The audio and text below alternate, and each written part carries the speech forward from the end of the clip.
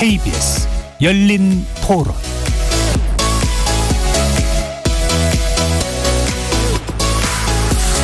안녕하십니까. KBS 열린 토론 정준희입니다.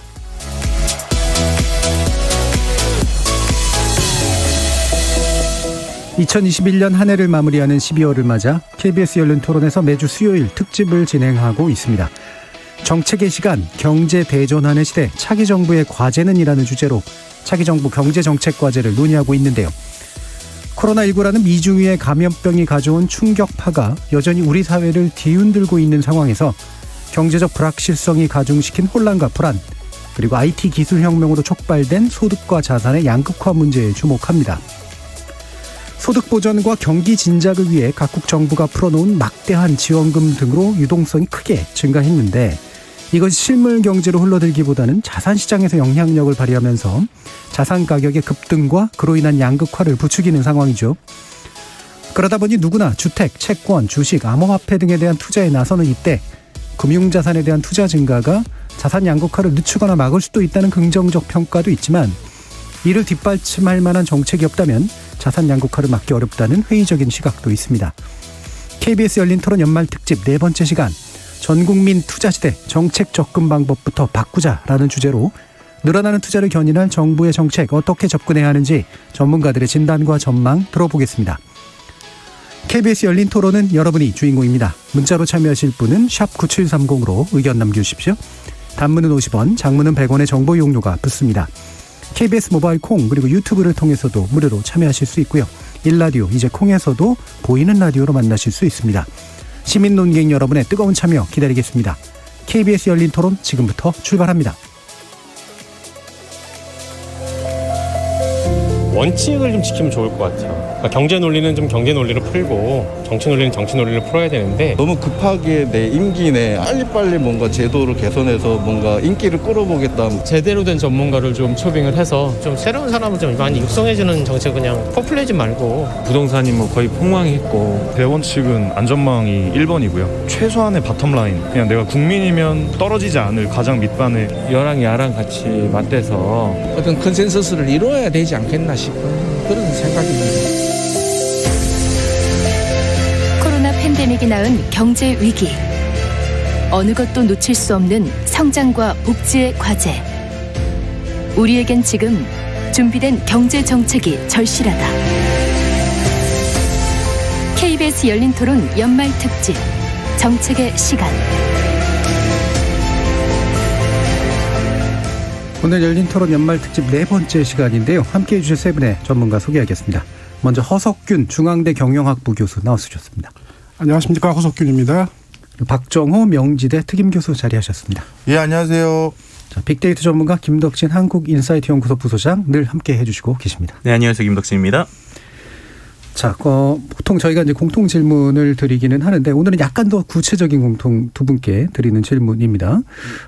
오늘 이제 주제가 결국 경제 정책에서 투자에 대한 접근법을 좀 바꿔야 한다라고 하는 문제의식에서 출발하고 있는데, 왜 그래야 되는지 좀 먼저 좀 들어보도록 하죠. 먼저 허석균 교수님 말씀 주실까요? 예, 원론적인 얘기부터 시작을 해야 될 것 같습니다. 이렇게 투자라는 게 거시 경제 전체로 본다면은 1차적으로는 자본 축적을 해가지고 성장에 투입하고, 그 다음에 그 성장의 과실을 이제 나눠 먹는 이제 수단이 되는데, 이게 80년대, 90년대 우리 경제가 이렇게 급격히 성장하는 시기에서는 자본 축적이 굉장히 중요한 과제였고요. 예. 그리고 그때 당시에 이제 정부의 정책이라는 것은 기본적으로 투자에 대한 입장이라는 것은 어떻게 자본의 투입 총량을 늘릴 것인가, 빠르게 늘릴 것인가에 집중돼 있었다고 봅니다. 그런데 이제는 그런 식의 정부 주도형 자원 배분 정부 주도형 이렇게 투입 정책의 시대는 지났다고 보여지고요. 그렇기 때문에 이제는 그거보다는 조금 이제 물러나서 이제 그 투자에 따른 그 성과가 어떻게 나눠지는지에 대한 그 과정에 집중해야 될 때라고 보여지기도 하고요. 그런 의미에서 본다면은 투자의 주체인 개인들이 혹은 가계가 어떻게 그 자산을 축적하고 자산을 배분하고 이런 것들이 이루어지는지를 살펴보고 거기에서 정부가 할 수 있는 역할이 뭔지 거기를 이제 살펴보는데 이제 정책적인 초점이 맞춰져야 된다고 생각합니다. 예, 저희가 네 번째 진행하면서 이제 공통적으로 지적해 주시는 부분에 해당하기도 합니다. 이게 정부의 정책 관련 역할이 과거하고는 확실히 좀 달라져야 된다. 특히 투자 문제에 있어서도 개인이 투자를 하는 것을 정부가 뒤에서 이제 지켜보면서 어떻게 이 부분을 관리해 줄 것인가의 문제로 좀 들어갈 필요가 있다라는 그런 언급을 해주셨는데 박정훈 교수님은 어떤 또 말씀해 주실 수 있을까요? 예, 투자를 하는 데 있어서 사실 1차적인 모든 책임은 개인에게 있는 건 네. 사실입니다. 그럼에도 불구하고 정부가 뭐 손 놓고 그냥 바라만 봐야 되느냐, 그건 절대 아니죠. 그런데 최근 어떻게 보면 우리가 100세 시대를 준비하는 과정에서 개개인이 근로소득이나 이런 걸로 자신들의 미래를 담보할 수 없다. 그리고 부동산이나 일반적인 기초적인 생활을 유지하는 것에 대해서 해결이 안 된다라는 인식이 높아지면서 제 주변에 적어도 제가 학교에서 학생들을 가르칠 때도 좀 느껴지는 건데요. 약간 그런 조바심 때문인지 예. 무리하고 과도한 투자, 조금 성급한 투자 이런 것들이 많이 목격되고 있습니다. 그래서 이런 부분에서는 분명 정부가 어느 정도 가이드라인도 줘야 되고 그리고 그런 투자를 그러면 할 수 있는 제대로 된 시스템과 제도도 먼저 선도적으로 좀 조금 더 속도감 있게 제시해야 될 상황이 아닌가 이런 생각도 가져봅니다. 예, 투자가 책임이 개인에게 기속되는 건 맞지만 또 정부가 해야 될 일은 또 별도로 있다. 뭐 이렇다면 이제 안전, 가이드레일 같은 것들을 만든다거나 이런 식의 문제이신 것 같은데 아마 뒤에서 좀 더 짚어볼 수 있을 것 같고요. 우리나라에서 지금 소득 불평등보다 자산 불평등이 더욱 심화되고 있다. 이게 아마 수치로도 나타나고 있지 않을까 싶긴 한데 이게 어떤 부분인지 좀 허석균 교수님께서 구체적으로 언급해 주실 수 있을까요? 사실 그 소득 불평등보다 자산 불평등이 심한 것은 뭐 어제 오늘의 얘기는 아니었고요. 예. 그다음에 사실 쭉 따져가면 코로나 이전에도 그랬던 얘기고 그렇습니다. 그런데 이제 글쎄요, 어디서부터 시작을 해야 될까요? 그 자산의 불평등은 심한 이유는 사실은 소득의 차이가 누적이 되면서 그게 자산의 불평등이 되고요. 그다음에 자산의 불평등이 또 누적이 돼서 그게 또 사실은 소득 원천으로 또 작용하기 때문에 소득의 불평등을 또 심화시키기도 하고 네. 교육에서의 격차를 만들기도 하고 그렇습니다. 그러다 보면 다시 또 그게 자산의 불평등으로 대를 물러서 이제 가게 되는 거죠. 그러다 보니까 소득 불평등은 드러나는 연간 소득이면 연간 소득만의 차이겠지만 사실은 자산의 불평등이라는 것은 그 연간 소득이 몇십 년이 쌓이고 네. 몇 세대가 쌓여서 온 거기 때문에 당연히 커질 수밖에 없는 거고요. 그래서 그런 게 갖고 있고요. 그렇고 그 자산의 불평등 중에서도 사실은 주택이나 부동산 네. 그리고 특히 서울 지역이나 강남 지역 이런 식으로 했을 때 좀 더 이렇게 그 포커스를 좁게 갔을 때 훨씬 더 불평등이 심하다는 것들은 어느 정도 알려진 사실입니다. 예. 그러니까 자산이 이제 그 불평등이 이제 훨씬 더 누적돼 있는 형태의 어떤 모습이겠죠. 아무래도 이제 소득 같은 경우에는 어느 정도 좀 이렇게 의지까지는 아니겠습니다만 직업이 바뀌거나 이러면서 어느 정도 메꿀 수도 있겠지만 자산을 뛰어넘긴 굉장히 어려워진 조건인 건 맞는 것 같은데 그러니까 부동산 언급을 해 주셔서 우리나라가 계층 구조상으로 바로 이런 자산 구성이 굉장히 좀 다르다 이런 말씀들을 하시던데 어떤 측면인가요?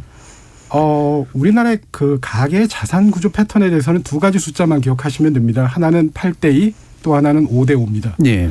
8대2는 여러분 잘 아시다시피 그 가계의 자산에서 80%는 주택 혹은 부동산, 그 다음에 20%는 그 금융자산에 있다라는 얘기고요. 그리고 그 20%의 금융자산 중에서도 거의 50% 이상이 현금, 예금 혹은 임차 보증금, 예. 이런 식의 그 것들이라는 거죠. 그러다 보니까 실제로 우리가 생각하는 어떤 그 금융자산 중에서의 그 다양한 옵션들이 있지 않습니까? 이를테면 주식이라든지 이런 것들, 그런 것들에 대한 그 비중은 굉장히 작은 상태라는 거죠. 이게 그 일반적인 평균적인 우리나라 가계들의 특성이라고 보시면 되고요. 그러다 보니까 우리나라 일반적인 가계 특성에서의 주식이라든지 이런 위험자산의 보유 비중이 굉장히 작은 편이어서 예. 그거는 이제 다른 나라랑 비교해도 미국이랑 비교해도 한 절반 수준 정도라고 나오고 있습니다. 그래서 그런 정도고요. 근데 여기서 더 주목할 만한 것은 이게 소득분위나 자산분위로 봤을 때 낮은 소득이나 낮은 자산분위에 있어서는 훨씬 더 그 경향이 심하다는 겁니다. 예. 그러니까 저소득 분위에 있어서는 갖고 있는 자산이라는 게 깔고 있는, 그러니까 살고 있는 집이라든지 집뿐이라구나. 아니 혹은 그 집에 대한 그 임차 보증금뿐이라는 거죠. 예. 그리고 그 외에 하다못해 그 예금이라든지 이런 금융자산도 거의 없는 상태가 되고요. 또 하나 주목할 만한 것은 저소득 분위에서는 에이지 그룹에 있어서 그 연령 그룹에 있어서 양극화가 되어 있습니다. 청년층이거나 아니면은 노년층이거나. 근데 노년층이신 분들 같은 경우에는 기본적으로 이렇게 그 사회안전망 체제에서 이제 저소득층의 경우에 편입이 돼서 어느 정도 이렇게 물론 이제 그게 충분한 수준이냐에 대해서는 또 얘기가 있을 수 있겠습니다만 어느 정도 보장을 받는데 나머지 청년층에 대해서는 그런 보장들이 이렇게 뭐 충분하게 이루어지지 않고 있다라고 보여지는 거죠. 그러다 보니까 이들은 노후를 위해서 자산을 축적할 기회, 능력 뭐 이런 거에 있어서 굉장히 제약을 받고 있고 그러다 보면 이들이 나중에 그 가족을 또 만들고 그다음에 가족을 이제 부양하면서 살다가 이제 노후가 됐을 때 또 노후 생활을 또 어떻게 할 건지 뭐 이런 문제들이 장기적으로는 커지는 거죠. 예. 이것만 기억해라. 8대2 대 5대5. 이제 이 얘기를 해 주셨는데 자, 그러면 박종윤 교수님 이게 전 세계적인 어떤 또는 우리나라 경제 규모가 유사하거나 좀 더 괜찮은 그런 나라들하고 비교했을 때 특이하다라는 점도 중요한 포인트지만 그게 왜 문제가 돼야 되는가라는 점도 중요한 포인트일 것 같은데 어떻게 생각하세요? 제가 뭐 오늘 국가적인 차원 말고 국민 개개인에 대해서도 좀 말씀을 드리고 싶어요. 다들 부자 되시는데 도움 됐으면 해서 이상하게 부동산에 대한 선망 의식이 있는 것 같아요. 무슨 얘기냐면 아주 쉽게 말씀드리고 통계를 좀 가지고 말씀드리면 예를 들어서 뭐 신입사원이라든가 좀 있으면 우리 또 이제 명절이겠죠. 그럴 때 모처럼 가족들이 모였는데 예를 들어서 제가 마이너스 통장을 만들어서 그걸로 주식 투자했습니다라고 하면 너 어떡하려고 저러냐 하면서 다들 걱정하거든요. 혀를 차시죠. 그런데 대출을 받아서 아파트를 하나 샀습니다 하면 역시 견실한 친구구나라는 똑같이 뭔가 대출을 받아서 투자를 한 것은 똑같은 행위인데 한쪽에서는 굉장히 긍정적인 메시지로 받아들이고 하나는 부정적인 거예요. 그렇다면 그게 어떻게 보면 어른들이 오랫동안 진행되어 왔던 수익률에 대한 결과 그걸로 인해서 잘못된 판단이라는 지적이냐라는 것들이 한번 확인을 해봤는데요. 그런데 이러한 어떻게 보면 집에 대한 선망의식은 국내뿐만 아니라 해외도 마찬가지라서 국내 해외를 다 조사를 해봤습니다. 하버드 대학교의 경제사학과 경제사학자 교수인 니얼 퍼거슨 교수가 연구한 게 있는데요. 1987년부터 2007년까지 한 20년 동안 10만 달러를 미국의 주식시장과 부동산 시장에 동시에 투자했었을 때 수익률 비교를 해본 결과가 있습니다. 부동산에 투자했더니만 10만 달러의 투자 금액이 그 지난 20년 동안 얼마로 상승했냐면 27만 5천 달러로 상승한 거죠. 그러니까 한 2.5배 정도 상승을 했습니다. 지역에 따라서 조금 더 오른 데는 29만 9천 달러니까 한 3배 정도 상승한 데도 있어요. 그런데 같은 기간 동안 미국의 주식시장에 투자를 했었을 때 지수를 바탕으로 얘기한 겁니다. S&P 500이라는. 거기에 투자를 했었을 때는 얼마나 올랐느냐. 부동산 3배 가까이 올랐을 때 주식은 5배 올랐어요. 그다음에 영국도 똑같은 조사를 리얼 퍼거슨 교수가 똑같이 해봤어요. 이분이 같은 기간으로 영국에서도 주택시장에 20년 동안 투자했었을 때 대략적으로 가격이 4배 정도 상승했는데 영국의 대표적인 주가지수인 FTSE 지수라는 것을 기준으로 투자를 했었을 때 얼마가 올랐느냐. 7배가 올랐어요. 그러니까 장기 투자를 했었을 때 주식에 대한 성과가 나쁘지 않은 거죠. 그럼 국내만 예외냐? 아닙니다. 국내도 좀 살펴보면요. 이건 제가 예전에 찾아본 거라서 좀 시차가 좀 있긴 합니다만 2004년 6월 달에 기준으로 전국 아파트 매매 지수를 바탕으로 해서요. 10년 뒤인 2014년 됐었을 때 전국 아파트 지수는 얼마 상승했느냐 했었을 때 한 43% 상승했습니다. 그런데 같은 기간 동안 코스피 지수가 얼마 상승했냐면 785에서 1994까지 상승했으니까 무려 한 150% 오른 거죠. 그러니까 아파트 가격에 비해서 주식 투자가 한 3.5배 이상 수익률을 거둔 거예요. 그러니까 이거는 뭔가 그냥 단순히 진짜 부동산 수익률이 훨씬 높았다라든지 이런 어떤 결과치를 체험적으로 가지고 있어서 생긴 게 아니라 경험칙이 아니다. 이건 우리의 약간 선입견과 편견도 있어요. 그걸 말씀드리고 싶어요. 그렇죠. 집 하나는 좀 가지고 있어야지. 근데 플러스 그래서 돈 뭐 잃은 사람 없다더라. 뭐 이게 이제 좀 결합돼서 나타난. 자, 그럼 관련해서 우리나라 부동산에 대한 민심들이 분명히 빅데이터상으로 나타날 것 같아요. 네. 그럼에도 불구하고 5년 동안, 그러니까 최근 5년 동안의 부동산과 관련된 이야기를 보면요. 일단은 한 줄로 좀 정리를 해보면 부동산이 동산화된 것 같다. 그러니까 못 움직이고 덜 움직이는 자산이어야 되는데 아주 급격하게 움직였다. 그런데 그거에 대한 이유를 지금 정책에 대해서 다 이야기를 하고 계십니다. 물론 움직이고 안 움직이고 소유권에 관련된 문제인데. 네, 그렇죠. 네. 이제 어떻게 보면 그러다가 이제 최근에 또 이제 정책 때문에 화가 나는데 공무원들은 자기끼리 비리를 저지르고 있었다. 그래서 이제 정책으로 시장이 망가지는데 이 속을 챙기고 있다는 분노, 뭐 이런 것들을 좀 5년권에 정리해 볼 수 있을 것 같은데요. 이런 것들을 좀 보여줄 수 있는 게 일단 언급량을 좀 비교해 볼 수 있을 것 같아요. 2017년에 부동산과 관련된 언급량이 68만 건 정도 나왔거든요. 근데 이게 2020년에는 100만 건 이상까지 증가를 합니다. 그리고 이제 키워드의 변화가 좀 중요한데 2017년에는 이 부동산과 관련돼서 투자라는 키워드가 3위였거든요. 근데 이게 2018년에 2위, 2019년에 1위로 올라갑니다. 그러니까 2019년에는 부동산은 투자라는 키워드죠. 그러다가 2020년에 이 투자라는 키워드가 뚝 떨어지게 되고 그 대신 들어오는 키워드가 정책이라는 키워드가 들어와요. 그러니까 정책과 관련된 이야기를 나오기 시작하고 2021년에도 정책과 관련된 이야기가 나오기 시작하는데 중요한 건 정책이라는 키워드가 들어가기 시작하면서 사람들의 긍부정 비율이 급격하게 변합니다. 예를 들면은 2017년에는 긍정의 비율이 부동산과 관련해서 52.5%, 2018년에 50%, 2019년 51%였는데요. 정책이 그러니까 투자가 정책으로 바뀌는 2020년부터는 긍정의 비율이 39.4%까지 떨어지고 2021년에는 지금 긍정의 비율이 22%, 부정이 74%까지 늘어납니다. 그리고 관련 키워드를 보더라도 이 부동산에 대해서 오히려 투자라는 키워드가 있을 때 SNS 상에서 사람들의 생각이긴 하지만 뭐 예를 들면 상위의 키워드가 가능하다 혹은 합리적 이런 키워드들이 나오다가요.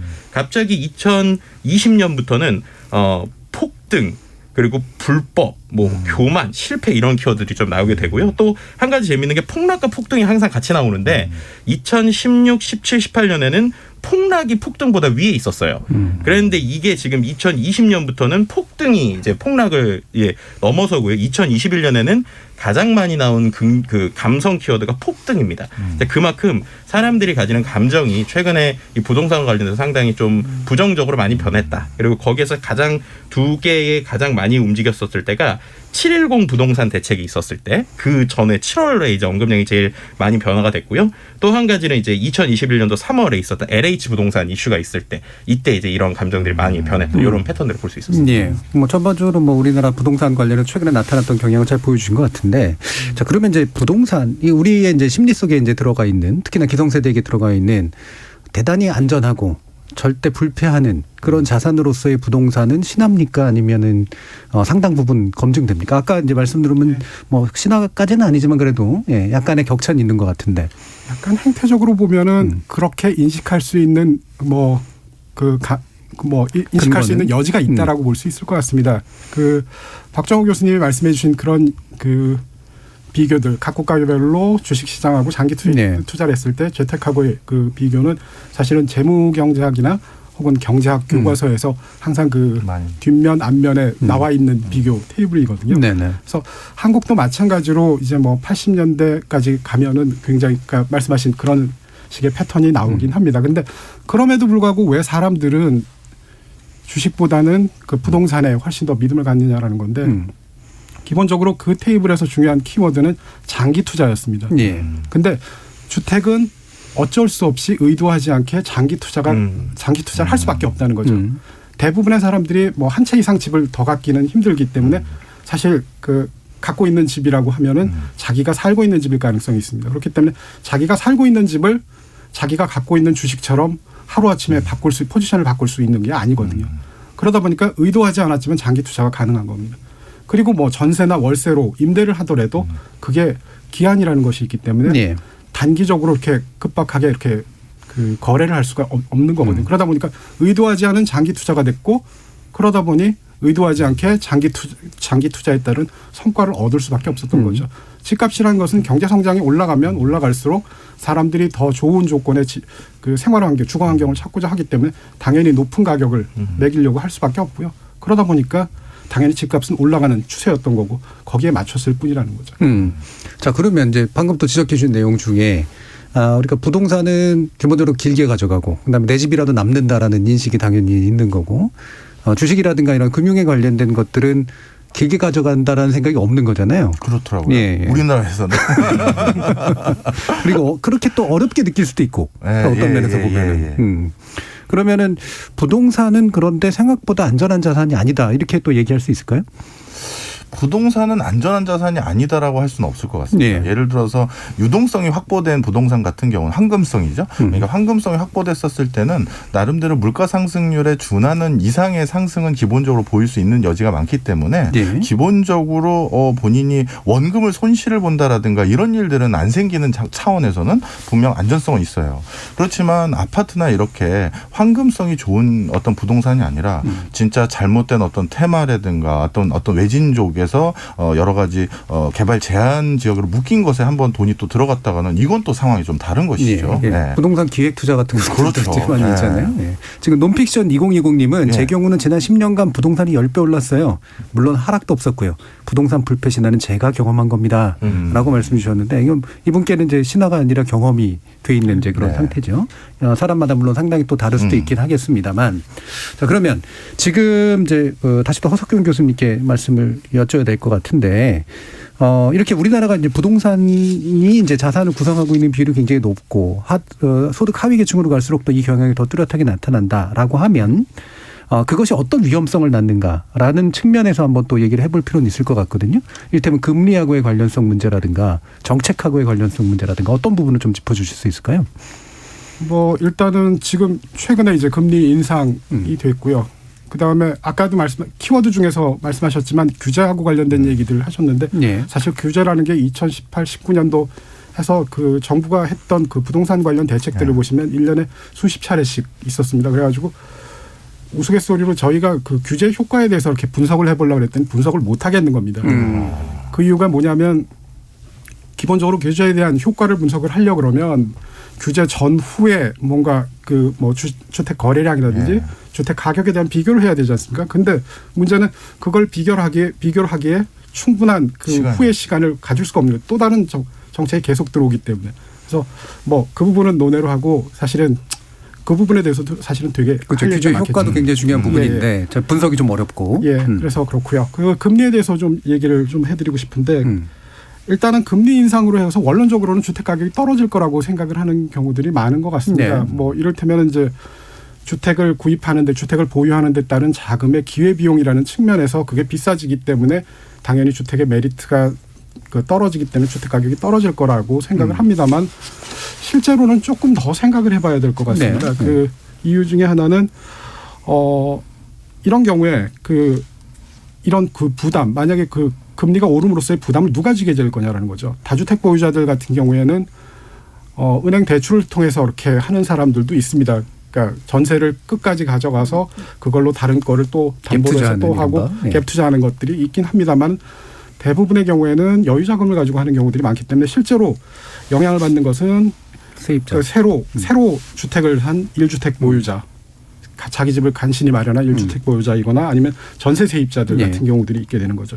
이 사람들의 그 금융기관에 대한 채무 부담이 커지게 되면 이들이 기존에 이제 자가 보유에서 사실은 또 다른 이제 임차인으로서 시장에 나서게 될 테고요. 그러면 그러니까 임대 시장에서의 그 수요 측면에서 이제 하면서 가격을 지탱해 준다면 다주택자들의 입장에서는 뭐 그 현금 흐름의 입장에서는 나쁘지 않은 또 선택이 되기 때문에 결국은 조금 덜 그 경제적인 능력이 안 되는 사람한테서 경제적인 능력이 되는 사람한테로 그 주택이 집중되는 그런 효과들도 또 사실은 생각할 수 있거든요. 그런 경우라면은 뭐 또 주택 가격의 양상은 또 달라질 수 있고요. 그다음에 임대 가격들, 전세가나 월세 가격의 구조도 달라질 수 있을 것 같습니다. 뭐 금리 가지고 이제 지난번에 토론 같은 걸 해보면 금리 인상이 자동적으로 주택 하락을 이제 유발한다라고 하는 거는 그냥 그렇게 믿는 것일 뿐이다라는 얘기를 또 많이 하시던데요.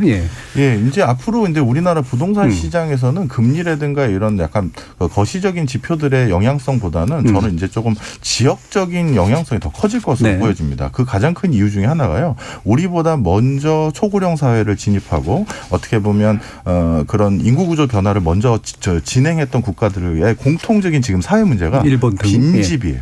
빈집. 빈집입니다. 우리나라도 전국 평균으로 따지면 10% 좀 안 되는 빈집이 형성되어 있거든요. 예. 이게 평균이 10% 좀 안 된다는 거니까 어떤 지자체 같은 경우는 20%가 넘어요. 제가 특정 지자체를 말씀드리긴 그렇습니다만 전남이라든가 강원도 일부 지역 같은 경우는 20%가 넘습니다. 그 얘기는 5채 중에 한 채가 지금 빈집이라는 거예요.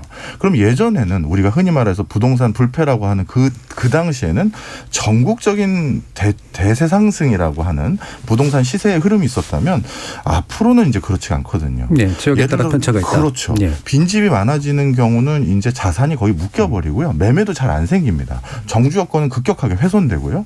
그렇다면 사람이 안 살고자 하는 동네와 사람이 살고자 하는 동네의 부동산의 어떤 그 뒤에 변화는 극명하게 달라질 거라는 거죠. 그러니까 과거처럼 이제 부동산 불패 이런 흐름은 이제 안 생길 거라고 저는 생각합니다. 예. 근데 여기서 이제 우리가 소셜의 데이터나 빅데이터 봤을 때 생각해 볼 게 부동산을 하나의 카테고리로 볼 것인지 아니면 부동산 안에 있는 종류를 나눌 것인지에 좀 집중해봐야 될 것 같아요. 네. 왜냐하면 실제 투자라는 키워드와 관련돼서 2017년부터 분석을 해보면 계속 이제 주식이라고 하는 키워드가 부동산을 2017년, 18년, 20년, 21년에 앞섰거든요. 근데 2019년만 주식보다 부동산의 언급량이 많았습니다. 근데 그때 연간 키워드를 보면 다 부동산과 관련된 게 상가나 집이 아니라 모두 다 아파트입니다. 그러니까 결국에는 사람들이 지금 다 부동산에 하면은 부동산을 아파트를 투자를 생각한다라는 거고요. 그것도 이제 좋은 곳의 아파트죠. 네, 그렇죠. 근데 그러다 보니까 이제 아까 뭐 10배 얘기도 하셨지만 결국에는 사람들이 지금 관심 있는 거는 아파트이고 좋은 것인데 그러면 지금 3040이 혹은 2030이 꿈꾸는 좋은 아파트에 돈이 몰리고 있어서 네. 약간 부동산 전체라기보다는 아파트에 그렇죠. 확실히 좀 이런 붐이 있는 것이 아닌가라고 분석해 볼 수 있습니다. 그렇죠. 되게 중요한 지적해 주신 것 같아요. 우리나라 언론 보도에서도 제가 종종 지적하는 게 바로 그런 부분인데 이게 이제 자산에 관련된 문제나 거주 어떤 복지에 관련된 문제나도 구별해야 되고 그다음에 지역에 대한 편차도 이제 고민해야 되고 이런데도 불구하고 이제 뭉뚱그려 가지고 마치 이제 생각하는 그런 경향이 분명히 있죠. 몇 가지 또 청취자 의견 좀 소개해드리면 김종무님은 국민들의 부동산에 대한 집착은 은행이 선호하는 담보대출 때문입니다. 지금 대출을 할 때 부동산만큼 안정적인 담보가 없지 않습니까?라고 되게 날카로운 지적이신 것 같고요. 또 김광옥님은 주식 투자한다고 20년 뒤 7배씩 오르지는 않습니다. 제 주변에 주식 투자해서 전재산 날린 사람을 3명이나 봤습니다. 주식이 무조건 좋은 투자처는 아닙니다라고 해서 이것도 이제 뭐 일종의 경험치기실 텐데 좀 나타나는 거 보면 이런 심리를 가질 만한 요인들이 이제 지금까지 형성되어 있었다라는 이제 지적들을 해주시는 거잖아요. 근데 최근에 이제 투자 경향 그래도 좀 달라지고 있는 것 같긴 한데 확실히 좀 이제 과거보다는 이제 주식이나 뭐 이런 코인까지 들어오는 분들도 많이 생기고. 이걸 가지고 또 안 좋게 생각하시는 분들도 기성세대 같은 경우는 있긴 합니다만 이런 경향은 기본적으로 박정훈 교수님 어떻게 보고 계세요?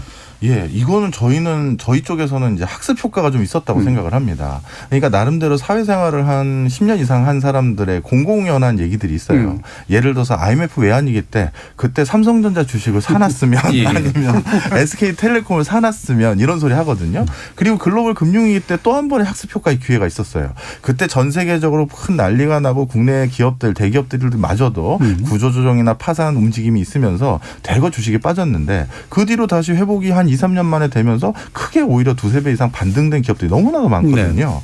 바로 그런 학습 효과가 이번에 확실히 발현된 것 같습니다.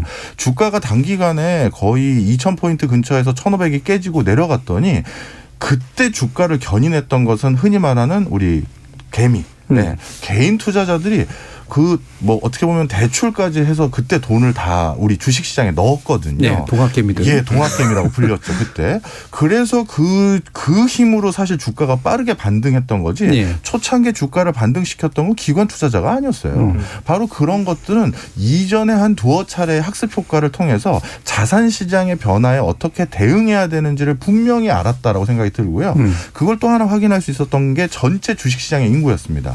원래 코로나 터지기 전까지 지난 10년 동안 주식시장 인구는 잠정적으로 추계가 한 500만 명이라고 생각했었어요. 이게 늘지도 않고 줄지도 않고 딱 그 정도였습니다. 그런데 코로나 터지고 나서 불과 2년 만에 주식시장 인구가 얼마나 늘었냐면 거의 1,000만 명 가까이 올라갔거든요. 그 얘기는 그 이전에 여러 학습 효과와 이 최근에 이제 성과를 본 사람들까지 더해지다 보니 약간 이렇게 많이 이제 관심이 높아진 것 같습니다. 네. 또 왜 예전에 속설 같은 거 보면 예전에 물론 이제 주로 업장에 나가가지고 이제 거래를 하시니까 거기에 이제 그 돈 뭉치를 들고 온 중년의 아주머니들이 나타나면 주식에서 돈 빼야 된다 뭐 이런 식의 속설 같은 것들이 있었잖아요. 근데 지금은 이제 확실히 인구도 좀 그만큼 늘어나고 나름대로 이제 생각하고 투자하시는 분들이 또 많아진 면도 좀 있을 텐데 이게 이제 좀 바람직한 투자의 방향으로 가고 있는 거다라고 보세요, 석균 교수님? 뭐 일단 주식시장의 참가율이 높아졌다라는 것은 긍정적으로 볼 수가 있습니다만 사실은 근데 그 개개인들이 어떻게 주식 투자를 하고 있는지 패턴을 보면은 또 네네. 생각할 점들이 많을 것 같습니다. 그 많은 경우에 있어서 이렇게 특정 종목에 그 한정돼 가지고 투자를 하는 경우들이 있는데요. 이런 경우라는 것은 기본적으로 뭐 위험의 다각화라는 측면에서는 그렇게 그 저희가 권하지 않는 거고요. 사실 그 특정 종목을 이렇게 선택을 해가지고 거기에다 집중해서 투자한다라는 것은 기본적으로 그 해당 업체가 하는 사업 영역에 대한 뭐 전문적인 지식이 있거나 우월한 정보, 뭐 합법적이어야겠지만요. 우월한 정보가 있다라는 전제하에서 하는 건데 이런 것들이 그렇게 가능하다라고 보여지진 않거든요. 네네. 그래서 그런 의미에서 본다면은 이제 이런 식으로 하는 것들이 그렇게 좀 더 이렇게 위험에 대한 다각화 측면에서 이렇게 좀 더 이렇게 분산하는 투자들을 하면서 주식시장의 참여율이 높아지는 것이 좀 더 바람직하지 않을까라는 생각입니다. 그러면 이제 이른바 투자의 양극화라고 이제 하는데, 그러니까 이게 뭐 그냥 단순하게 이해하자면, 그러니까 투자를 잘 못하시는 분들은 현재까지 했던 건 그냥 부동산에 보통 돈을 이제 묻어두거나 아까 깔고 있다는 표현도 나왔었는데 하거나 하는데 뭔가 좀 감각이 있거나 돈이 있거나 여력이 있는 분들은 여러 가지 위험 분산을 하면서 좋은 금융 투자 쪽에 이제 손을 많이 댄다. 이렇게 이해하는 게 맞을까요? 예, 그렇게 보셔도 되고요. 사실 이렇게 대규모 불황이 있었을 때 통상적으로 정책 차원에서 불황을 극복하기 위한 첫 번째 전략은 당연히 유동성을 공급하는 겁니다. 예. 금리를 낮추든지 직접적인 유동성을 공급하든지 하네요. 그런데 이렇게 유동성을 공급하는 과정에서 지난 2000년 이후에 항상 일어났던 현상 중에 하나가 물가가 상승하는데 거기에 물가 상승이라는 건 우리 생필품 물가만 올라가는 게 아니라 자산 인플레이션이라고 해서 부동산뿐만 아니라 금융상품에 대한 그 어떻게 보면 인플레이션도 똑같이 형성된 거예요. 그런데 나름대로 자본을 많이 가지고 있고 그 자산 그 아까 누군가 담보력이라고 하셨는데 네, 네. 그런 걸 많이 가지고 계신 분들은 그 담보력을 이용해서 이렇게 불황이었을 때 취약한 어떤 회사라든가 취약한 어떤 매물을 쉽게 매집할 수가 있거든요. 그리고 나서 경제라는 게 항상 언젠가 다시 봄은 오지 않습니까? 그래서 그걸 잘 넘어가고 나면 그 뒤에는 훨씬 더 큰 쾌적한 환경으로 자기가 도래되는 경우가 많아요. 이걸 좀 이렇게 표현하면 좋을 것 같은데요. 항상 이런 불황이 일어나고 나서 그 다음에 일어나는 일반적인 현상 중에 하나가 구조조정입니다. 그런데 이 어떤 그 산업 섹터에서요. 업계 1, 2등이 있고 그 밑에 3, 4, 5등부터 쭉 랭킹이 있을 거 아니에요. 그런데 대부분 이런 불황 때는요. 1, 2등 그러니까 어떤 수익권의 기업들 빼고는 대부분 이 겨울을 잘 못 견디죠. 예. 그러면 그 밑에 있는 랭킹에 있는 기업들은 대부분 이런 혹한기 때 1, 2등이나 수익권 기업들에게 인수합병이 되거나 아니면 파산해서 없어집니다. 그러면 불황이 지나고 나면 어떻게 되느냐. 쉽게 얘기해서 살아남은 사람들 그 소수의 기업들의 어떻게 보면 시장으로 완전 바뀌어버려요. 우리나라를 똑같이 보면 확인할 수가 있죠. IMF 외환위기 전에 우리나라 자동차 회사가 몇 개였다가 IMF 외환위기 지나고 확 줄었고 예. 글로벌 금융위기 지나고 또 줄었거든요. 그래서 이런 것들을 잘 아는 거예요. 그러다 보니까 자산 여력이 있거나 담보력이 있는 분들은 바로 이때 어떻게 보면 리딩 기업들에게 그 훨씬 더 많이 미리 베팅해 놓고 그 다음에 불황이 지나고 나선 훨씬 더 안정감 있는 수익을 거두는 경우들이 많이 있죠. 네. 지금 사장 만지고 님이 이런 말씀 주셨어요. 부동산도 주식도 거의 정점에 있는 것 같은데요. 이 시점에서 어떤 투자를 어떻게 해야 할지 모르겠습니다라는 말씀 주셨는데, 그러니까 이제 금융 투자라든가 이런 것들을 또 약간 낯설어하시고 이제 그 회피하시는 이유 중에 하나가 이게 다 같이 대세 상승기에는 나도 그냥 대충 해도 올라가지만 전반적으로 대세 하락기에는 내가 어떻게 투자를 해야 할지 모르니까 일단 돈부터 빼고 봐야 되는 거 아니냐 이런 생각을 이제 많이 하시게 될 것 같긴 하거든요. 그럼 이런 조건, 이렇게 파도가 있는 조건에서 금융 투자는 어떤 방식으로 하는 게 현명하고 영리한 걸까? 그리고 바람직한 걸까? 어떠세요? 이게 수익을 반드시 많이 내야 된다 뭐 이런 걸 넘어서라도. 지금 대세 상승기라고 말씀을 하셨는데 사실 제가 드리고 싶은 그 투자 격언은 그냥 시장과 함께 가라라는 격언이었거든요. 예, 예. 그러니까 물론 이제 시장이 이제 업앤다운이 있어서 올라갈 수도 있고 내려갈 수도 있고 그건 어쩔 수가 없지만 적어도 그거는 경제에 있는 경제에 속한 사람은 피할 수 없는 위험이라고 예. 보여지고요. 시장과 함께 가라는 얘기는 기본적으로 그 시장에 있는 주식들을 그 주식의 가치만큼씩 보유하라는 얘기입니다. 그래서 그걸 이제 흔히 시장 포트폴리오라고 얘기를 하는 개념인데요. 그렇게 되면은 이제 시장 지수만큼 내가 갖고 있는 주식의 그 가치가 같이 따라서 상승하게 되는 그런 거죠. 그러다 보면은 뭐 그 중에서 망하는 기업도 있을 거고요. 그다음 그 중에는 살아남는 기업도 있을 거고. 근데 그 살아남는 기업은 망한 기업까지 벌충해서 이제 장기적으로 보게 되면은 수익을 얻어서 끝까지 갈 거라는 거죠. 근데 문제는 제가 이렇게 말씀을 드리는 거는 이게 어느 정도 그 투자에 있어서 여력이 있어가지고 이 중간에 돈을 빼지 않고서도 견딜 수 있는 분들에 해당되는 겁니다. 그렇기 때문에 만약에 중간에 뭔가 그 유동성에 필요가 있어서 돈을 꺼내서 쓰셔야 되는 분한테는 이게 시장과 반드시 같이 가라라고 얘기하는 것을 뭐 말씀을 드릴 수는 없을 것 같네요. 예, 바로 그 부분 아마 2부에서 굉장히 중요한 포인트가 될 것 같은데요. 일단 1부 내용은 여기까지 좀 해보고 또 2부 새롭게 좀 시작을 하면서 또 여기에 관련된 여러 가지 SNS상의 민심도 한번 좀 살펴보도록 하겠습니다. 여러분은 지금 KBS 열린 토론과 함께하고 계십니다.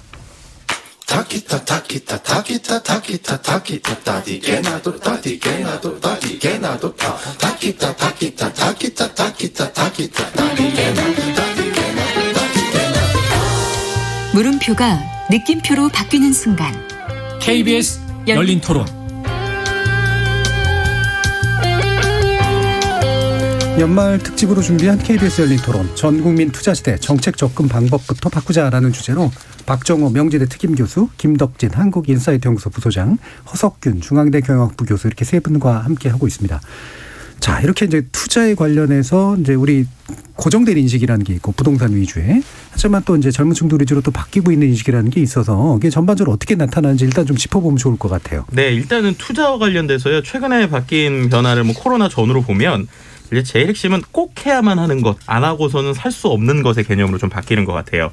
예, 긍부정의 비율을 좀 보시면 될 것 같은데 2018년과 2019년에는 이 투자에 대해서 긍부정 키워드 중에서 가능하다, 적극적 이런 것도 있었지만 우려, 고민, 실패 이런 키워드가 상당히 많았습니다. 근데 이게 이제 2020년부터 오면서 적극적, 가능하다 이런 키워드를 좀 많이 바뀌게 되고요. 기대, 성공 이런 키워드가 있게 되는데, 근데 그럼 여기서 그럼 모두가 성공했느냐? 그건 또 아닌 것 같아요. 앞서서도 이제 우리가 양극화 투자에 대한 이야기를 했는데 실제로 흥미로운 부분이요. 이 투자에 관련된 키워드에서 2019년까지는 중립의 비율이 상당히 좀 높았어요. 예를 들면은 긍정이 한 60%, 부정이 한 20% 정도 될 때 중립은 한 12% 정도였거든요.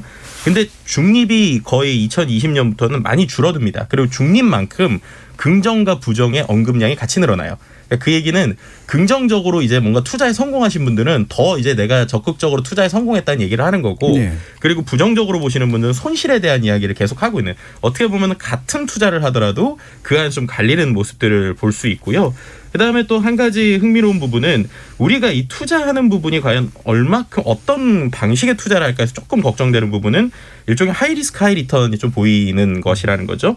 예를 들면 부동산이라고 하는 게 투자와 관련돼 가지고 아까 말씀드린 대로 상위권에 있었는데 이게 2021년에는 부동산이 좀 많이 내려갔거든요. 그럼 그걸 어떤 것이 차지했느냐? 가상화폐 관련 키워드가 차지를 했습니다. 실제로 이제 2021년에 부동산에 대한 언급량보다 비트코인, 코인, 화폐를 합친 언급량이 더 늘어나거든요. 그러니까는 어떻게 보면은 그때 뭔가 트렌드가 될 수 있다는 걸 따라가긴 하는데 약간 한 박자나 반 박자 늦은 이런 트렌드를 좀 볼 수 있고요. 그리고 또 이런 것들이 젊은 층이 최근에 좀 주도한다고 볼 수 있는 게 최근 1년간의 네이버 검색량을 기준으로 연령대를 보게 되면 투자와 관련돼서 20대가 27.8%, 30대가 26.1%, 40대는 22%, 50대 이상이 11.8%거든요. 그러니까 거의 20대와 30대가 키워드를 주도하고 있다라고 볼 수 있을 것 같고, 또 마지막으로 한 가지 흥미로운 게 그럼 이들이 언제 가장 많이 관심을 가졌을까라고 봤을 때 30대는 2019년 이때 검색량이 제일 많았고 20대는 2020년에 관심이 많았고요. 40대, 50대, 60대는 2021년에 지금 관심이 많습니다. 그인즉슨 이 투자와 관련돼서 30대가 먼저 들어오고 그다음에 20대가 작년에 들어오고 올해 이제 어떻게 보면 4, 5, 60대가 이제 이 투자에 좀 적극적으로 뛰어들고 있다. 하지만 제일 많은 검색량은 여전히 20, 30대다라고 좀 총평해 볼 수 있을 것 같습니다. 그럼 일단 이제 이렇게 20, 30대 청년층에서 이제 그 투자에 대한 관심이 늘어나고 있는 부분, 그리고 특히나 이제 코인 같은 것하고 연관성이 좀 높아지고 있는 이런 부분에 대해서 객관적이고 냉정한 한번 평가를 한번 좀 들어보고 싶습니다. 이게 우려할 만한 일이냐 아니면 잘 가고 있는 거냐 어떻습니까? 예, 제가 그냥 수업 중에 학생한테 받았던 질문인데요. 예. 교수님 투자와 투기의 차이가 뭐예요? 그러더라고요. 그래서 제가 두 가지 얘기했거든요. 알고 하면 투자고 모르고 하면 투기다. 이게 하나 있고요. 두 번째는 그 투자를 그 돈을 집어넣는데 그게 손실이 났었을 때 내 삶의 기반이 망가지도록 뭔가 돈을 집어넣었으면 그건 투기고 그거에 손실이 나도 내 삶의 기반은 영향이 없을 정도로 뭔가 돈을 집어넣었으면 그건 투자다. 이런 식으로 이해하기 쉽게 그냥 비유적으로 비교를 해줬어요.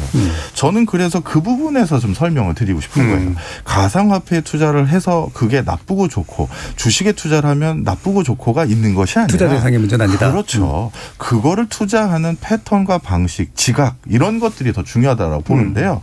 이런 차원에서는 저는 아직까지는 조금 우려를 많이 하고 있는 편에 가깝습니다. 예. 그러니까 투자 대상 자체의 문제는 아니기 때문에 만약에 청년층들이 뭐 제대로 알고 공부하고 그렇죠. 안정성 있게 뭔가를 한다면 그건 충분히 권장할 만한 일인데 이들이 들어온 이유가 아무래도 불안에 의해서 들어온 측면들이 강하고 투기적 요소들이 분명히 존재하기 때문에 우려하시는 부분이 있다라는 그런 말씀이시네요. 허석균 교수님은 또 이 부분 어떠세요?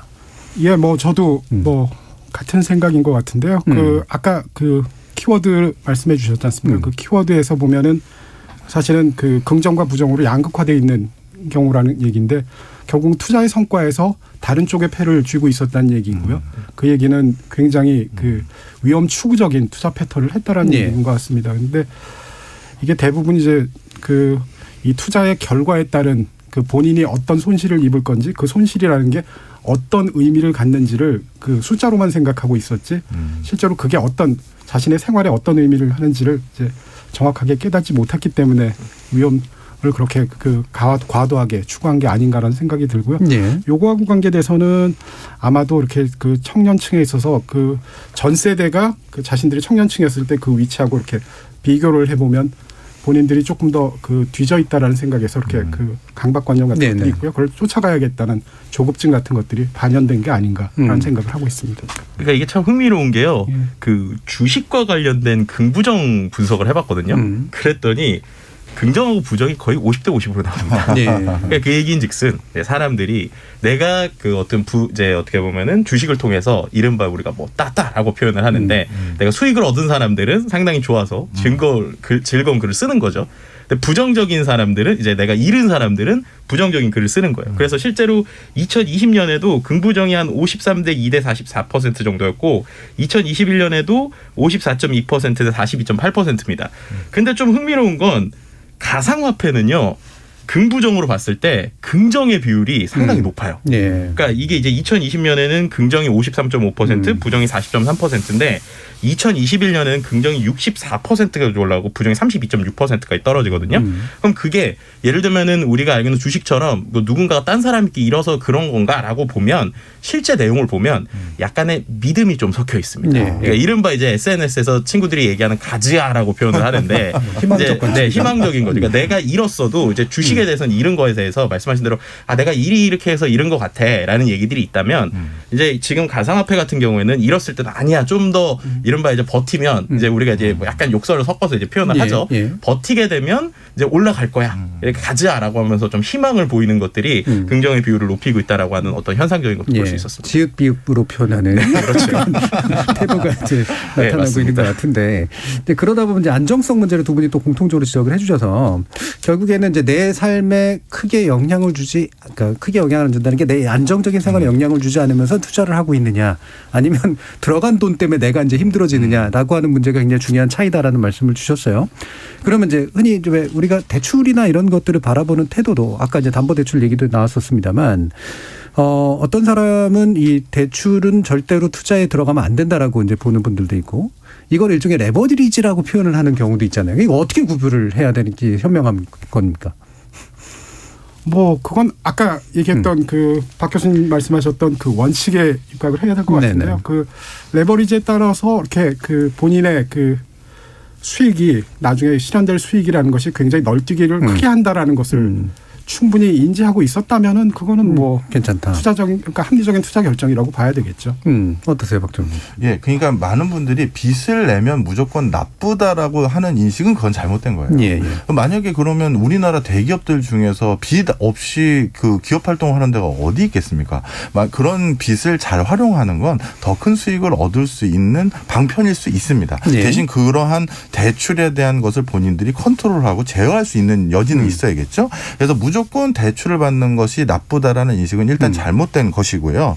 자, 그런데 요즘 단어가 뭐가 있냐면 더 잘하실 거예요. 영끌, 또 뭐죠? 비투 뭐 이런 단어지 않습니까? 이런 단어들은요. 지금 굉장히 압박감을 받고 있는 거예요. 양극화가 점점 벌어지면서 내가 지금 무리를 하지 않고서는 저걸 따라잡을 수 없다라는 판단들이 있는 겁니다.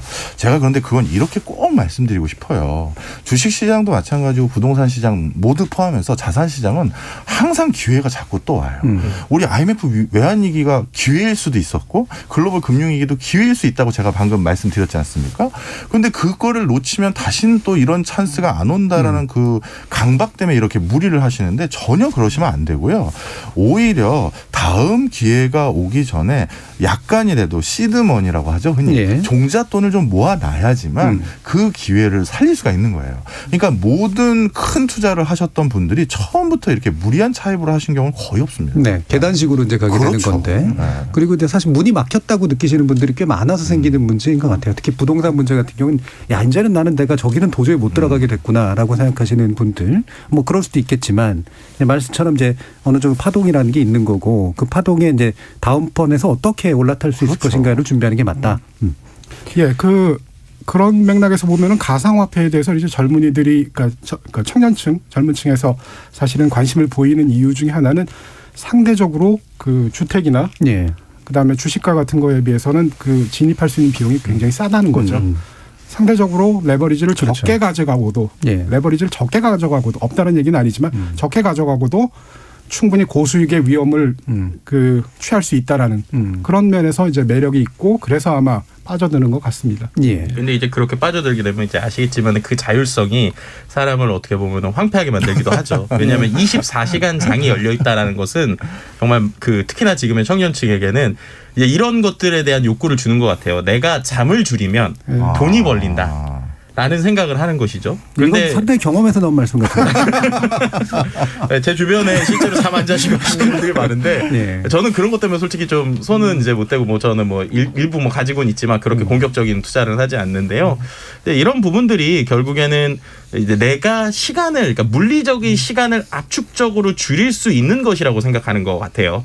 예를 들면은 지금 뭐 SNS에 이런 글들이 많이 올라옵니다. 그러니까는 어떤 가상화폐에 대한 규제 이야기가 나올 때마다 계속 어떤 얘기가 나오냐면 윗세대들은 부동산에 있어서 규제를 받지 않고 그 안에서 빠르게 자산을 증식했는데 우리한테는 지금 어떻게 보면 가상화폐가 부동산 같은 존재다. 그런데 왜 이거를 막으려고 하느냐 이런 얘기들이 좀 나오고 있거든요. 그만큼 어떻게 보면 지금 따라갈 수 있는 속도가 예를 들면 부라고 하는 것이 지금 어떤 자산이라고 하는 것들이 계속 자산이 자산을 낳는 구조가 되다 보니까 결국 자산이 없는 그들에게는 일종의 오로 나띵이죠. 그러니까 정말 잘 되면 내가 한 방에 성공하는 거고 그렇지 않으면 그냥 나는 잃는 거야라고 하는 것들이 좀 당연하게 보여지는 것들이 조금 그게 제일 안타깝습니다. 아까 박정희 교수 말씀 이게 단계적으로 가는 건데 이게 너무 격차가 벌어지다고 생각 한 방에 이제 뭔가 극복하려고 하는 수단을 찾게 되는 경향이 있는 거죠. 또 한 가지 뭐 인터넷에서 흔히 격언이라고 그러는데 주변 사람 얘기는 내 얘기다 뭐라는 주변 사람들 얘기입니다. 자 그러면 오늘 얘기는 결국은 우리가 합리적 투자를 특히나 금융자산 위주 합리적 투자로 가는 정도의 어떤 경제적 전환을 좀 겪고 있고 겪을 필요가 있다라는 쪽인데 그러면 우리가 이게 뭐 돈이 좀 많고 상류층은 당연히 이것저것 하니까 근데 중산층 이하도 사실은 여유 자금이 적을 수밖에 없는 그런 분들도 금융자산에 대해선 이해와 투자를 좀 할 필요가 있다, 늘릴 필요가 있다 이렇게 보시나요, 박정희 교수님? 예, 저는 그렇게 보고 있습니다. 사실 금융자산이라는 게 개인에게는 흔히 말해서 재테크 수단이기도 하지만 국가 차원에서는 기업이 경영활동을 필요로 하는데 얻을 수 있는 자본, 이 자본을 축적하고 형성할 수 있는 가장 기초적인 원동력이 되거든요. 우리 사회의 가장 큰 근저의 또 문제 중에 하나가 창업할 활동이 원활하지 않다, 일자리 창출이 필요하다, 신산업을 육성해야 된다 이런 맥락들이 있지 않습니까? 그런 것에 대해서 가장 견실한 그 자금력을 제공해 줄 수 있는 건 그만큼 자본시장이 활성화돼야 된다는 것이고요. 그 얘기는 부동산보다도 오히려 이렇게 자본시장의 견실한 아까 우리 허석균 교수님께서 말씀해 주셨던 것처럼 장기적으로 자본이 여기 좀 체류하는 그런 자본이 많아지는 건 굉장히 긍정적인 거죠. 네. 그러니까 거시경제 차원에서 이제 좋은 이제 자본시장을 만들고 견실하게 하는 거는 이제 필요하고, 그러니까 또 개인이 이제 합리적인 금융 투자를 해야 된다. 이게 맞는 것 같은데 이럴 수도 있겠어요. 이게 결국은 돈 놓고 돈 먹기인데 돈 많은 사람들이 이기는 게임에서 내가 들어가서 이길 수 있겠어? 라고 생각하는 그런 부분에 대해서 이런 심리에 대해서는 어떻게 답을 하는 게 좋을까요? 글쎄요. 돈 놓고 돈 먹기라는 것은 절대적인 기준에서는 그럴 수밖에 없습니다. 베팅한 거라고 얘기하면 안 되죠. 투자한 원금이 크면은 거기에 비례해서 이렇게 수익을 배분받게 되는 구조이기 때문에 그렇습니다. 근데 투자 원칙을 잘 세우다 보면은 사실은 자신이 투자한 것에서 수익률의 개념으로 봤을 때는 부자든 가난한 사람이든 상관없이 동일한 수익률을 얻을 수 있다라면, 그렇게 되면은 결국은 자산의 불평등도가 악화되는 것을 최소한 막지는 못하더라도 이렇게 개선하지는 못하더라도 악화되는 것을 소극적이나마 막을 수 있는, 적어도 일부는 보충할 수 있는 그런 기제로서는 충분히 역할을 한다고 보여집니다. 그러니까 금융자본의 활성화라는 키워드에서 또 재미있는 좀 소셜 데이터가 있었는데요. 바로 노후와 투자라고 하는 키워드를 제가 합쳐서 한번 봤습니다. 그러니까 이게 노후 투자 혹은 노후에 대해서는 예전에 우리가 안정적인 것들을 되게 많이 추구하잖아요. 실제로 2017년, 2018년, 2019년, 2020년까지 보면 노후와 투자와 관련돼서 연금, 보험 이게 항상 상위에 올라와요. 그래서 2017년에도 연금이 많이 올라왔고 2018년에도 연금, 그랬던 것들이 2021년에 최초로 연금이나 보험을 주식이 앞섰습니다. 그러니까 주식이란 키워드가 연금이나 보험을 앞서서 2021년에는 노후 투자에서 가장 핵심이 되는 키워드로 올라왔다는 거예요. 그러니까 이걸 두 가지로 해석해 볼 수 있는데, 하나는 그만큼 이제 우리가 노후에 대해서 조금 더 이제 좀 적극적으로 투자하려는 그림이 있다라는 것도 볼 수 있고, 두 번째는 젊은 층들이 이제 노후를 대비할 때 이 노후에 대해서 더 이상 우리가 뭔가 연금이나 이런 것들이 아니라 좀 더 적극적인 투자를 해야겠다라는 생각도 있을 것 같아요. 근데 중요한 거는 어쨌든 지금 또 이들이 일종의 자신이 좋든 좋지 않든 금융시장에 몰렸다라고 표현할 수 있는 게, 같이 나오는 긍부정 키워드들이 안정보다는 걱정에 좀 가까워지고 있어요. 그러니까 걱정이 되니까 지금 그 걱정이 연금이나 보험은 안 될 것 같아서 그러면 주식을 해야 되는 거 아니냐라고 하는 지금의 생각의 프레임이 좀 바뀌고 있다고 볼 수 있을 것 같습니다. 제가 여기서 꼭 하나 또 지적하고 싶은 게 있습니다. 사실 요즘 주식시장의 20대, 30대 흐름 중에 하나가요. 한국 주식시장에 대한 관심 못지않게 미국 주식시장에 대한 관심이 높아지고 있어요. 근데 저는 이걸 굉장히 우려하는 부분도 있습니다. 좀 설명을 드리면, 만약에 한국 기업들이 한국 주식시장에 상장하는 게 아니라 미국의 나스닥이나 이런 데 상장하는 것에 훨씬 더 매몰되기 시작하면 국내 주식시장에는 좋은 기업, 알토란 같은 기업이 아예 없겠죠.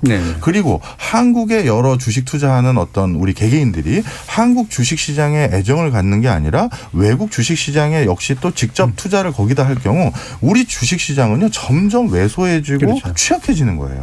그런데 우리나라 기업들이 가장 보편적으로 자본을 얻을 수 있는 경로는 국내 주식시장이거든요. 따라서 저는 국내 주식시장이라는 것을 단순히 개인이 재테크 차원에서 추가적인 수익을 얻기 위해서 투자하는 그런 지극히 개인적인 차원에서만 바라볼 것이 아니라 우리나라 자본시장의 취약성을 디펜스하고, 또 더 나아가서는 우리나라 기업들이 나스닥에 상장한 것도 칭찬받을 일이지만 국내 주식시장에 더욱더 관심 갖고 여기에 상장을 추진하도록 유도하는 방편이기도 한 거예요. 맞습니다.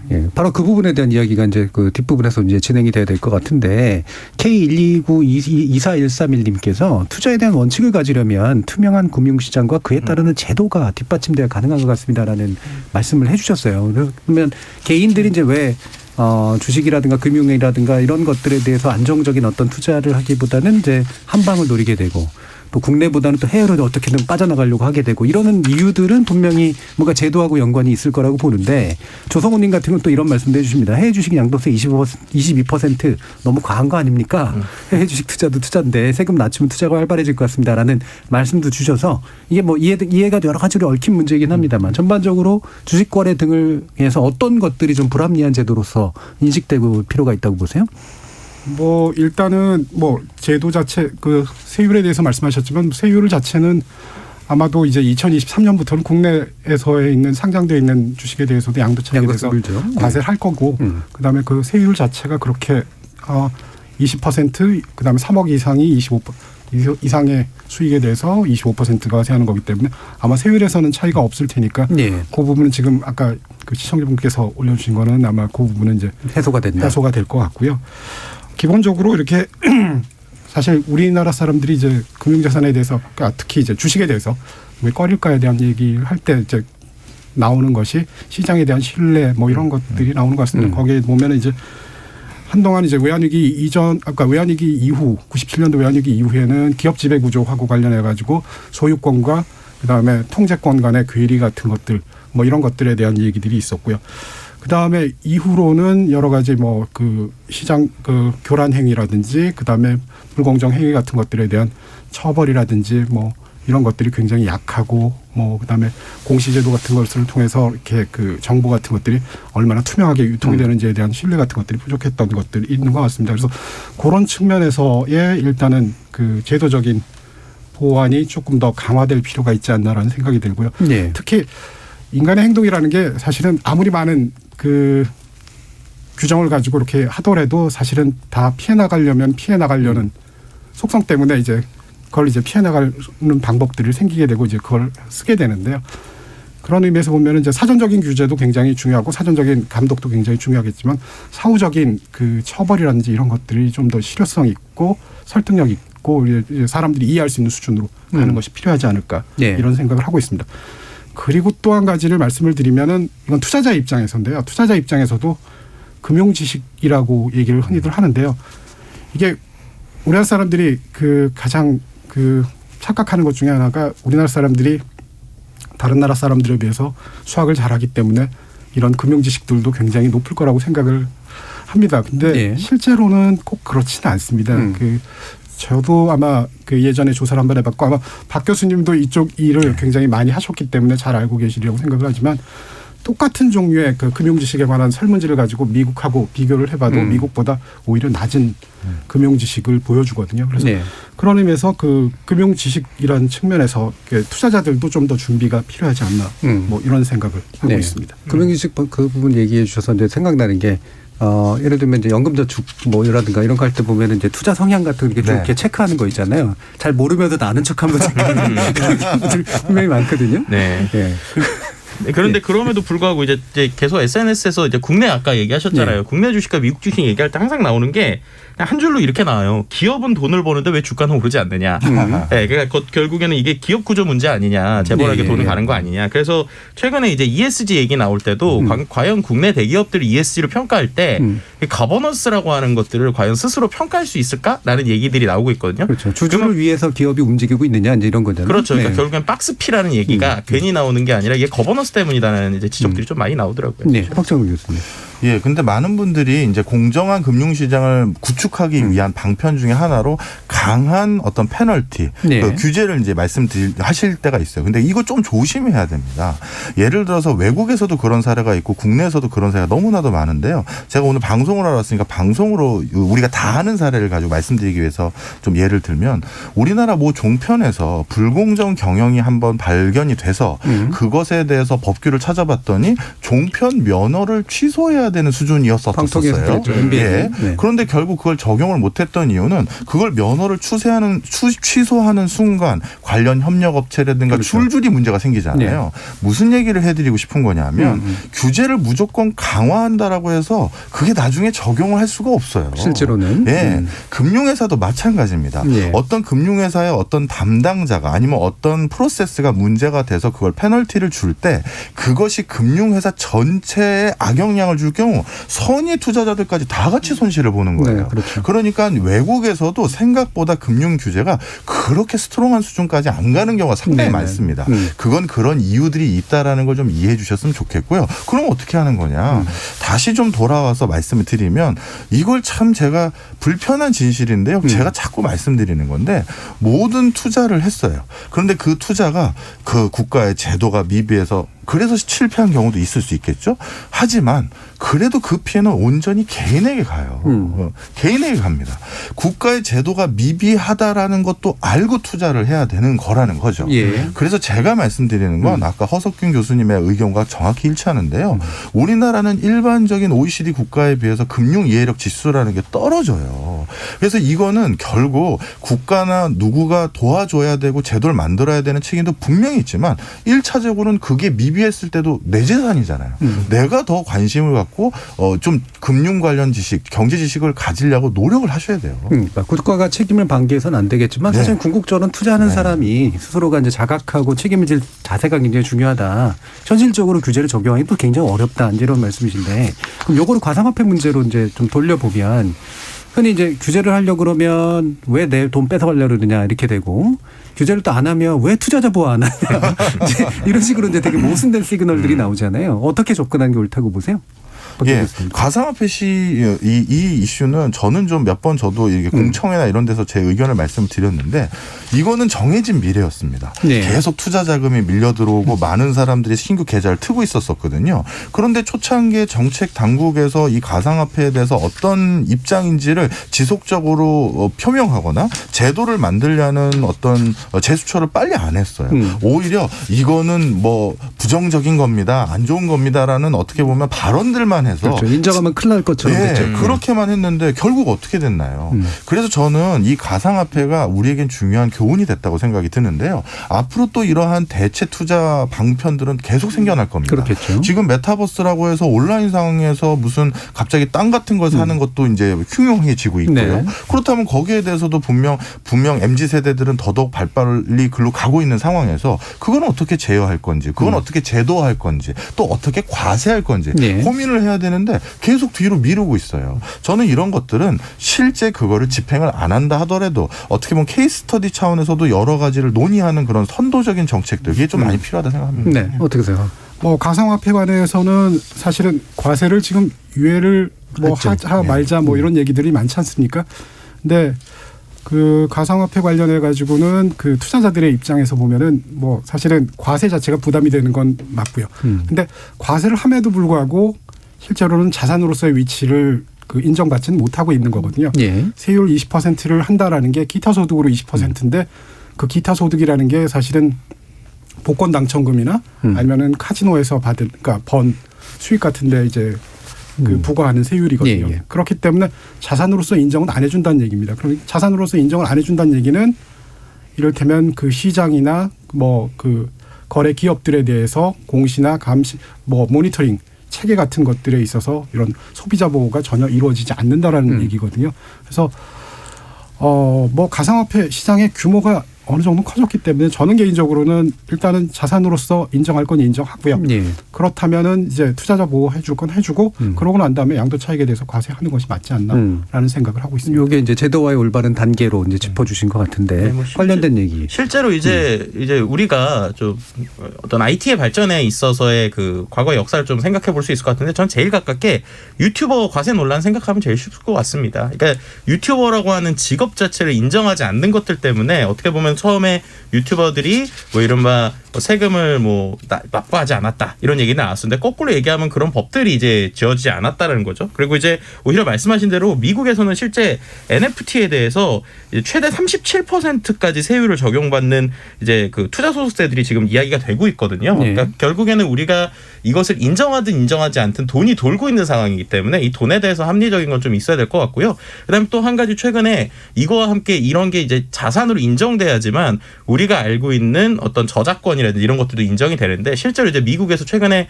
나이키 같은 경우가 어떤 신발을 가상으로 파는 메타버스 세계에서 파는 것들에 대해서도 특허권이나 이런 어떤 초상권들을 이제 등록을 하기 시작했거든요. 그러니까 결국에는 이런 것들에서 뒤처지게 되면 결국 글로벌로 합쳐지는 메타버스 세계에서 우리나라만 빠지게 되는 현상이 좀 생길 수도 있다라고 볼 수 있을 것 같습니다. 예. 그러니까 예전에 이제 그 높으신 분들 이렇게 발언하는 건 이제 가만히 좀 들어보면 그 우려는 충분히 이해가 가는데 이거를 뭔가 이렇게 공식적으로 이제 제도화시키기 시작하면 투자를 권장하는 것처럼 되면서 도박하라는 얘기처럼 들린다라는 식의 이제 태도 같은 게 많이 좀 읽히잖아요.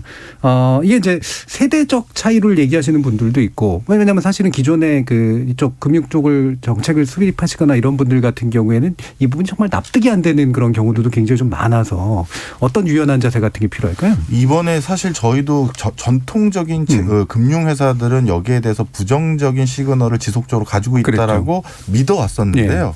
최근 알고 봤더니 뚜껑을 열어봤더니 그게 아니었습니다. 준비하고 있었어요. 예. 미국의 대표적인 투자은행들 같은 경우 JP 모건이나 뭐 모건 스탠리 이런 회사들은 이미 자회사나 아니면 이런 가상화폐 시장에 자신들이 참여할 수 있는 경로로 투자라든가 자회사 또는 이런 것들을 다 진행을 해왔었습니다. 그것이 이번에 아예 포면화됐었고 그것이 이제 전통적인 금융 상품인 뭐 ETF라든가 이런 것까지 이제 치고 들어온 상황이었고요.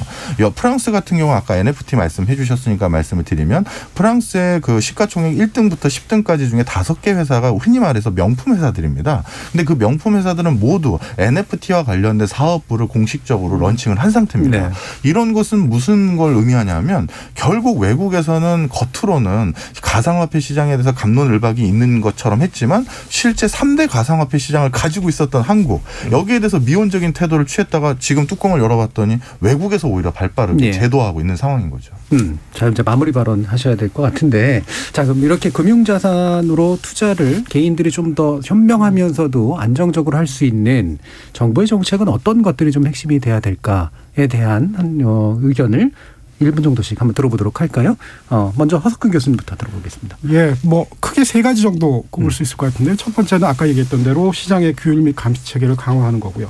두 번째는 이제 세제를 좀 정비해야 될 필요가 있지 않냐라는 겁니다. 그 정부가 이를테면 모든 그러니까 이런 자산들에 대해서 양도 차익을 과세하는 쪽으로 이렇게 과세 대상의 범위를 늘리는 쪽으로 이제 가고 있는데요.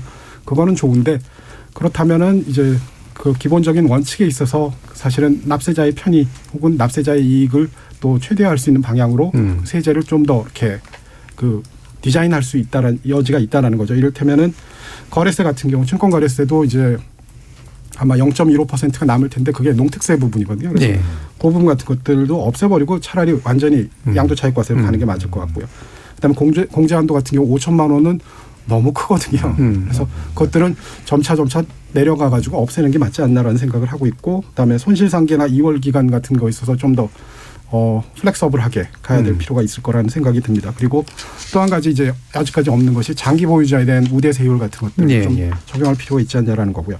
그다음 끝으로 좀 더 붙이고 싶은 것은 사실은 그 저소득층 같은 경우에는 뭐 빚을 낼 수가 없어서 빚도 없습니다. 근데 자산을 형성할 수 있는 종잣돈이 없는 상태거든요. 이런 사람들을 위해서 자산 형성을 할 수 있도록 뭐 이렇게 매칭 프로그램 같은 것들을 한번 해보면 어떨까라는 생각을 합니다. 이를테면 그 사람이 은행 계좌에다가 적금에다가 뭐 10,000원을 넣게 되면은 정부에서 그 증권 계좌에다가 지수 계좌에다가 10,000원을 넣는 방식으로 해준다면 충분히 이렇게 균형을 이룰 수 있는 자산 형성이 될 수 있지 않냐는 생각이 들고요. 재원 관련해서 또 얘기를 할 수가 있는데 기본적으로 좀 더 이렇게 중상위권이 해당되는 그 뭐 개인 노령연금 같은 것들이 있지 않습니까? 개인 연금 상품들이 있지 않습니까? 거기에 대한 그 과세 혜택들이 있습니다. 세금 그러니까 뭐 이렇게 소득 공제 혜택들이 있는데 그 혜택들 규모 정도만 또 이쪽에다가 대신해서 매칭으로 쓴다고 한다면 충분히 효과가 있지 않을까. 뭐 이런 생각을 해봅니다. 진작 앞에서 여쭤볼 거 그랬어요. 굉장히 그 보따리를 이제 막 풀어주셨는데. 자, 그럼 1분 정도만 들어봐야 될 것 같네요. 박정희 교수님. 좋은 정책 제언은 허석균 교수님께서 해주셨으니까 저는 있는 제도도 정확하게 지키는 것을 좀 요구하고 싶습니다. 사실 은행에서 우리가 금융상품 살려고 하면 이런저런 거 체크하잖아요. 그거 아시잖아요. 뭐 살려면 그거 대신 거기에 맞게끔 체크해 주는 행태가 아직 남아있어요. 내 실제 위험 선호도와 상관없이 이런 거죠 하면서 체크해 주거든요. 있는 제도도 잘 지켜보자. 이런 얘기하고 싶습니다. 네, 저는 이제 좀 어떻게 보면은 그래도 젊은 세대니까 얘기를 하자면 코로나 이후에 노동의 형태도 바뀌고 자산의 형태도 바뀌고 금융의 형태가 바뀌고 있는데 빠르게 법이 안 움직이면 결국에는 새로운 시장을 열고 시도하는 사람들을 탈세자로 만들 수 있다. 네네. 이런 얘기 좀 드리고 싶습니다. 알겠습니다. 자, 연말 특집으로 수요일마다 준비하고 있는 KBS 열린 토론 경제정책 관련된 이야기, 오늘은 이것으로 모두 마무리하겠습니다. 오늘 함께해 주신 김덕진 한국인사이트 연구소 부소장, 그리고 허석균 중앙대 경영학부 교수, 그리고 박정호 명지대 특임교수, 세 분 모두 수고하셨습니다. 감사합니다. 감사합니다.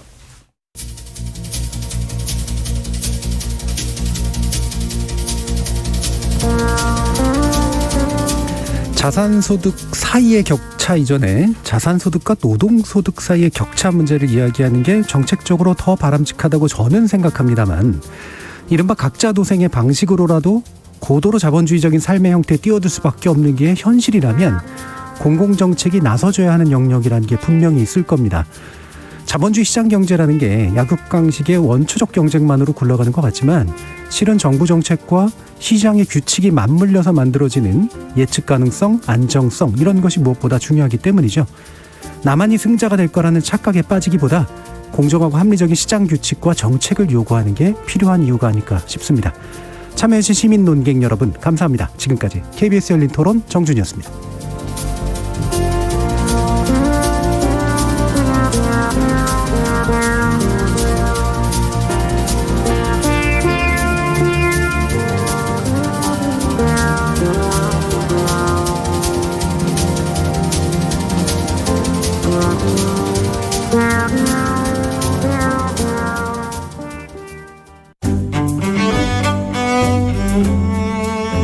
안녕하세요.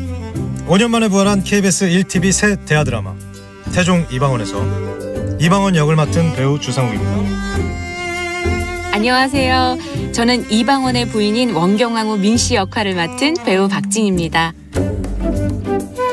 사극은 그 자체로 재미도 있지만 우리 역사를 더 가깝게 느끼며 쉽게 이해할 수 있다는 점에서 참 의미가 있는데요. 맞습니다.